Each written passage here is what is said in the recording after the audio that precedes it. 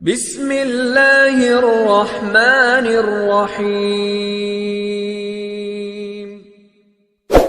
السلام علیکم ورحمۃ اللہ وبرکاتہ۔ آج شیخ عبدالقادر جیلانی رحمہ اللہ کا ایک واقعہ نظر سے گزرا آپ کے سامنے بیان کرتا ہوں۔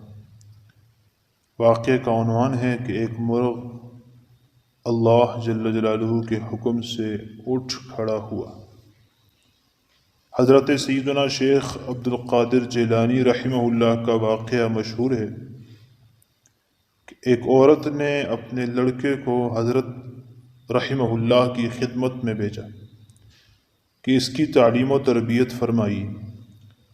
کچھ دنوں کے بعد ایک دن وہ عورت اپنے لڑکے سے ملنے گئی تو دیکھا کہ وہ ایک حجرے میں بیٹھا چنے کھا رہا ہے، اور شیخ رحمہ اللہ کو دیکھا کہ ان کے سامنے مرغ پلاؤ رکھا ہوا ہے اور وہ مرغی کھا رہے ہیں۔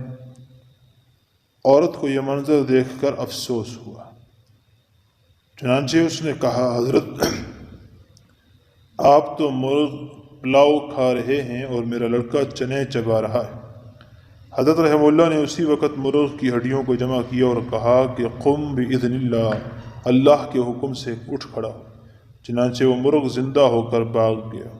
اس عورت کو فرمایا، جب تیرا لڑکا اس مرتبے کو پہنچے گا تب یہ مرغ اور پلاؤ کھائے گا۔